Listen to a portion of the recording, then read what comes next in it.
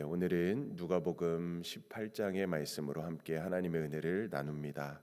오늘 본문의 이전의 말씀은 17장 말씀인데요. 거기에 보면 예수님은 이 종말에 관련해서 말씀을 해주십니다. 그날과 그때는 아무도 알 수 없다. 그렇지만 반드시 주님이 다시 오실 날이 있다라는 것을 말씀해 주십니다. 그리고 그 마지막 때, 그날은 마치 노아의 날과 같이 또 소돔과 고모라의 멸망의 때와 같이 갑자기 임하게 될 것이다. 자, 그렇지만 번개와 하늘이 이쪽에서 저쪽에서 번쩍이는 것처럼 모든 사람이 주님이 오실 것을 알게 될 것이다라고 말씀하십니다. 자, 그러므로 그날을 기다리며 준비하는 제자들에게 롯의 처와 같이 뒤돌아보는 신앙이 아니라 세상에 미련을 두는 신앙생활을 하지 말아야 한다라는 것을 말씀해 줍니다. 자, 이제 오늘 본문 말씀은 기도에 대한 교훈을 보여주고 있습니다. 자, 그런데 8절 말씀에서도 먼저 보게 되면 인자가 올 때에 믿음을 보겠느냐라고 말씀하신 것처럼 이는 앞에 17장의 말씀과 연관되어서 종말의 시대를 살아가는 제자의 태도로서 어떻게 기도에 대해서 우리가 어떤 자세로 기도를 해야 될지 그것에 대해 교훈하고 있음을 알 수가 있는 것이죠. 자, 그래서 오늘 본문 1절 말씀을 함께 같이 보게 되면 예수께서 그들에게 항상 기도하고 낙심하지 말아야 할 것을 비유로 말씀한다. 이렇게 시작이 됩니다. 예수님은 다가올 자신의 죽음에 대해서 관해서 말씀을 하셨습니다. 그리고 그때에 자신이 겪게 될 그런 고통에 대해서 그 고난에 대해서 말씀하시고, 그런데 그것보다도 제자들이 당할 환난을 걱정하셨습니다. 자, 그래서 제자들에게 환난의 위기를 당하게 될 때 가장 필요한 것이 무엇인가? 가장 필요한 무기가 무엇인가? 그것이 바로 기도인 것을 말씀해 주십니다. 자, 그런데 오늘 말씀을 보면 항상 기도하고 낙심하지 말라라고 말씀해 주시죠. 우리의 기도 생활을 방해하는 가장 큰 위험 요소가 무엇일까요? 바로 낙심하는 것입니다. 낙심하는 것. 낙심하게 되면요, 기도가 안 되는 것입니다. 기도가 안 됩니다. 기도의 능력을 또 의심하는 것, 또 기도에도 소용없다고 생각하는 것. 그래서 낙심하지 말라라고 말씀해주고 있습니다.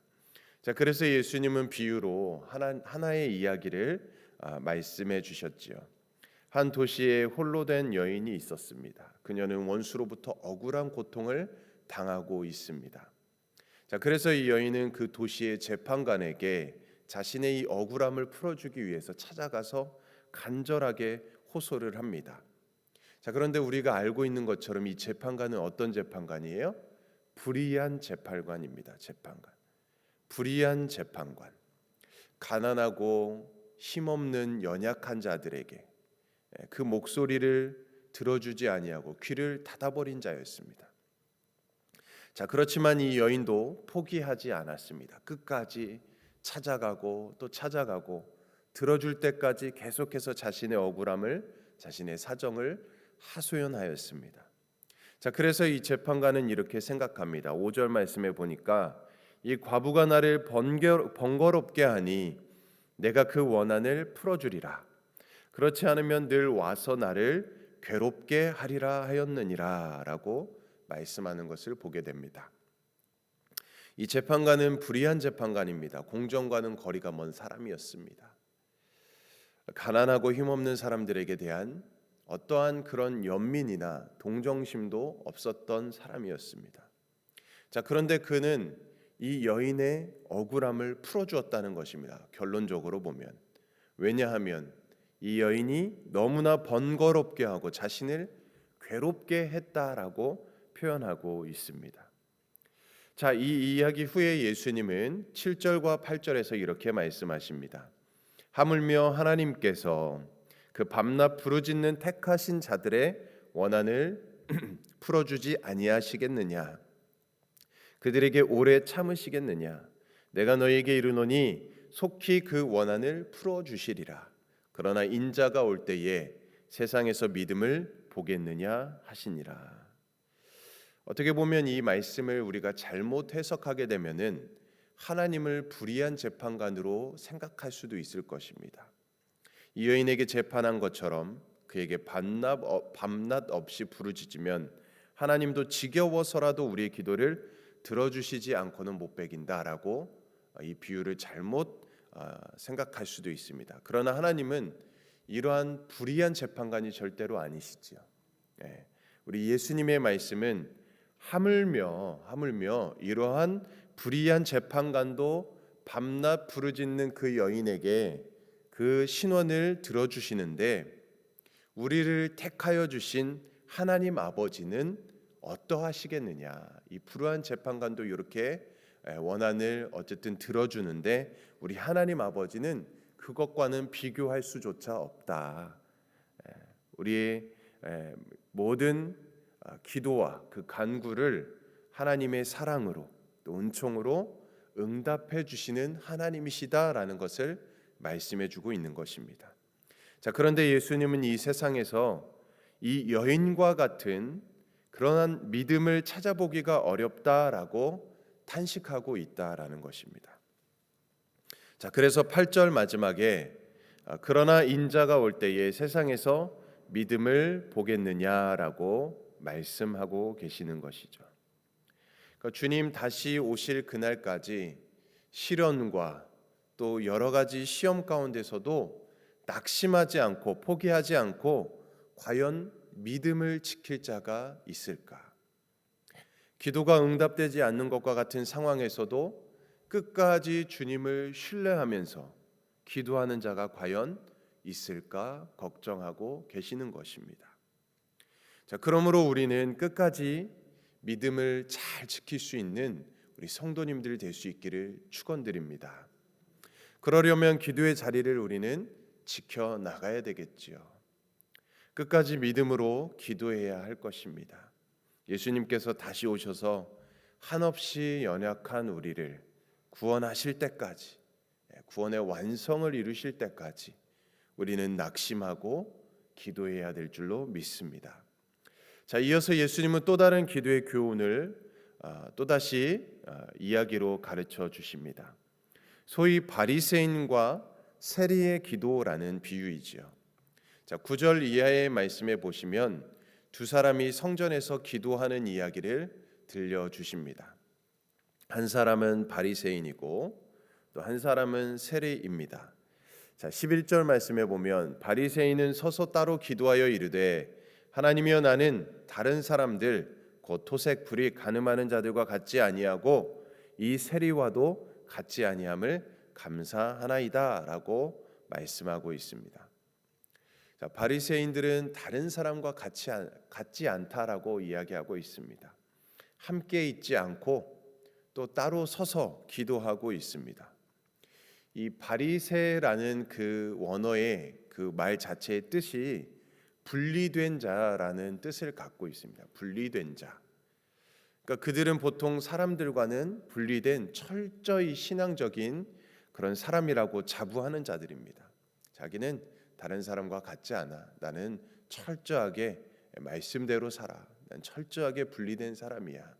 나는 철저하게 기도하고 철저하게 말씀 보고 금식하면서 살아가는 자야라고 하는 이 분리된 자들, 그런 자들이 지금 바리새인들이다라고 이야기하고 있습니다.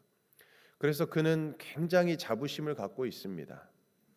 그들은 기도할 때도 다른 사람과 같이 기도하지 않고 따로 서서 뭔가 자신은 구별된 것처럼 그렇게 기도를 하고 있다라는 것입니다.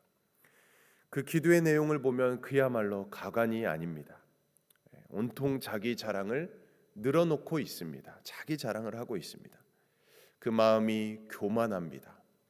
자기의 의에 가득해서 이거는 기도를 하는 건지 아니면 자기 자랑을 하고 있는 건지 분간을 못할 정도인 것입니다.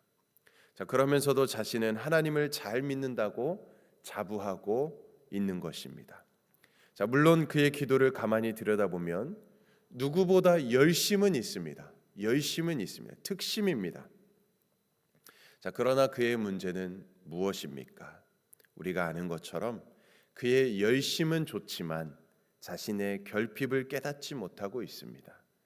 하나님의 은혜와 자비와 긍휼이 그에게는 필요가 없어 보입니다. 하나님의 긍휼을 구하는 대신 자기 자랑만 늘어놓고 있습니다.